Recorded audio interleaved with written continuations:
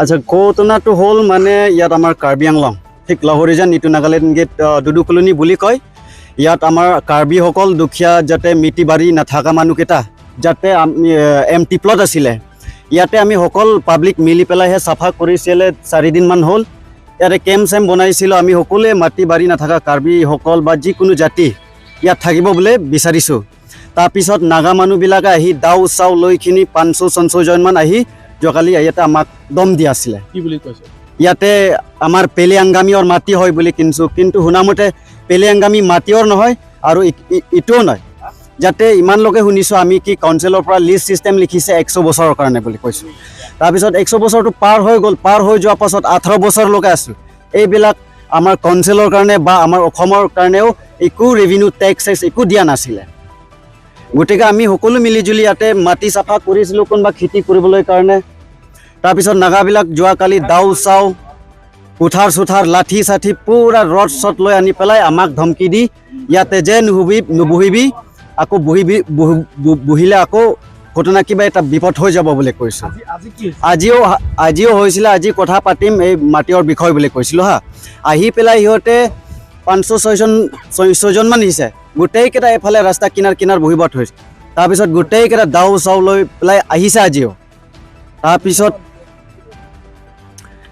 বন্দুক চন্দুকো আনিব পাৰে, দাও চাও কিবা কিবি ৰড চডো আনিছে। আপোনালোকে আৰু কি খবৰ কৰিছিলে?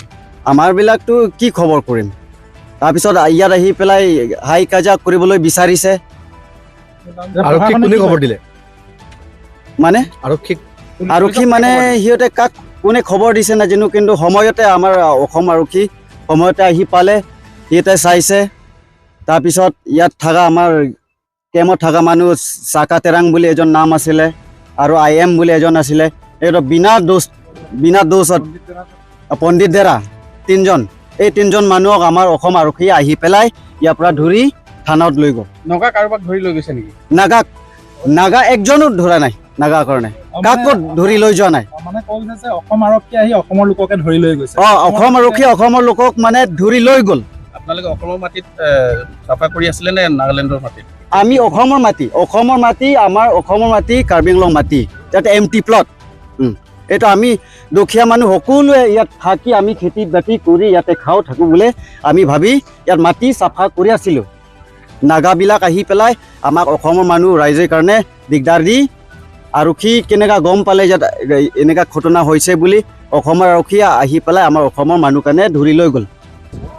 এইটো আননোন আদিবাসী অৰ্গেনাইজেশ্যন কি হৈছিলে আজি? এনেই মিটিং কৰিবলৈ আহিছিলে। ডকুমেণ্টছ আছে। তো মাটিটো পেলে খেজিলাৰ নামতে আছে।